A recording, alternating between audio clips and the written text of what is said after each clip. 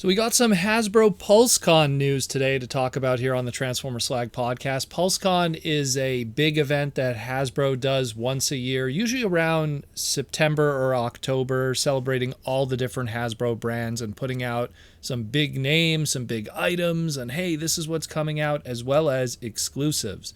And we have here today from JT Prime 17 a listing for the upcoming Hasbro PulseCon exclusive for Transformers. The listing is Tra-Gen P-Con DTC Direct to Consumer Commander Armada Nemesis Prime with Vorpal Saber. Product code G1100. So what is this exactly? Let's break it down. So this is clearly a PulseCon exclusive Commander class repaint of the Transformers Legacy Evolution Armada Optimus Prime, along with a evil version of the Star Saber blade, the Air Defense Minicon team. More on that in a moment with explanation. So this is a repaint that's meant to represent the Armada episode of Puppet, where there was a character, Nemesis Prime, that was a repaint by Joe Kide from Hasbro, now working with Lego, and his coloring by the suggestion of Aaron Archer. And this was the first time the Nemesis Prime trademark was used. It was a way for Hasbro to kind of get away from the Scourge name that had been used just the series before that with Robots in Disguise 2001. Again, Hasbro was kind of now looking to the legacy of the brand in the tail end of Armada and kind of going in that direction. And it was, again, to avoid future confusion between two Scourge characters. That character did getting a toy in the end, and during Armada's run, a black repaint of the deluxe class Bendy Optimus Prime, and later Japan would do a much more show-accurate coloring. And just to confuse things, Japan decided to call it Scourge for whatever reason. So this is a Commander class, which means that it's going to come with the trailer also, because in the show, Nemesis Prime was just pretty much just the robot, appeared in that one episode and then was destroyed after that. So if it's going to come with a trailer, that's a lot of extra coming with that Nemesis Prime, and I guess they'll have to figure out a super mode deco and all of that. No doubt, I don't think they'll go with the Power Links coloring or like the Magma Convoy colors. I think they'll probably do something unique on its own and save that for a future repaint of the Commander if they ever decide to do it. But so that's pretty wild. It's a lot of extra. And then on top of that, there's also the mention here of the Vorpal Saber. JT Prime 17 mentions here that the Vorpal Saber is confirmed to indeed be the Minicon team of 3 separate transforming and combining Minicons that make the Vorpal Saber in Vorpal Saber colors, and it'll be a brand new modern tooling. So, much like the PulseCon 2023 exclusive Power Links Hotshot that we got, that came with a Jolt and gave a modern Minicon for Hotshot. That one came in the original colors of Jolt, and this one isn't going to come with the Vorpal Saber colors. Also note that Hotshot was originally previewed at San Diego Comic-Con 2023, so maybe San Diego Comic-Con 2025 we'll see this Nemesis Prime in person for the first time. We'll be there, so we'll report it when the time comes. So for those that are wondering, let's talk about it. That's what we're here for. What is the Vorpal Saber? Don't you mean the Dark Saber that we've known for years? So let's start from the beginning.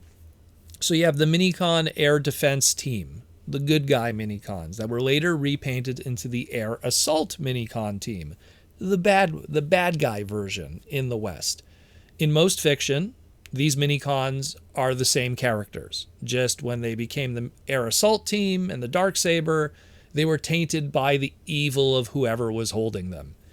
In Japan, there's a different depiction.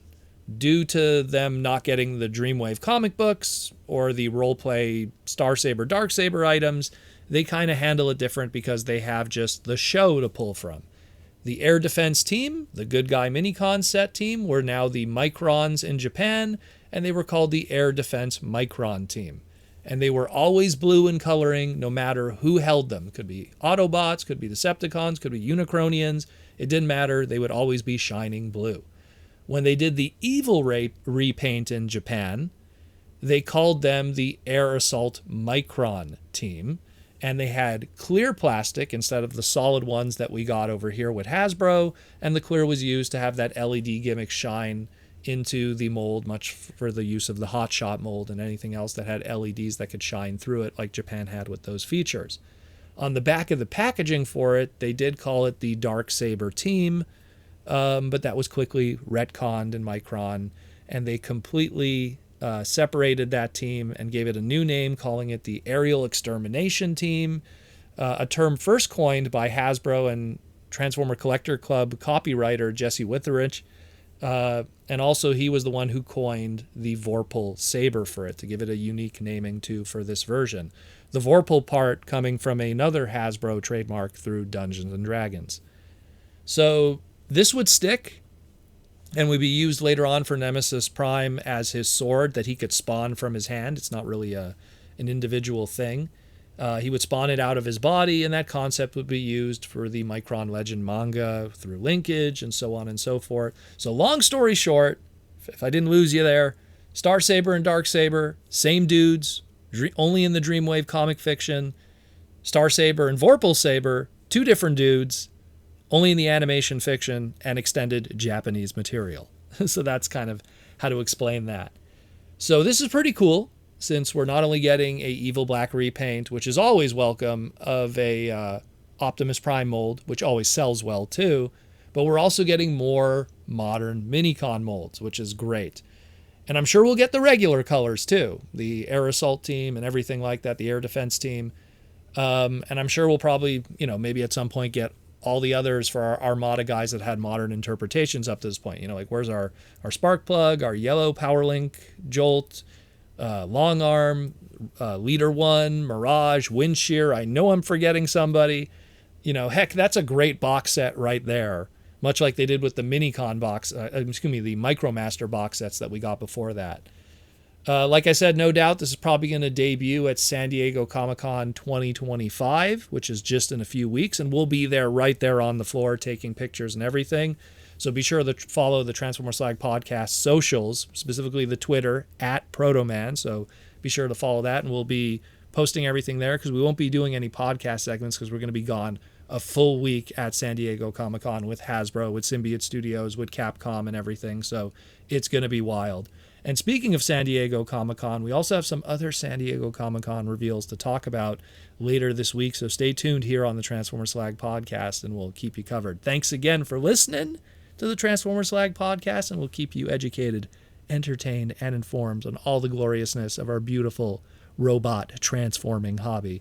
And I'll talk to you in the near future.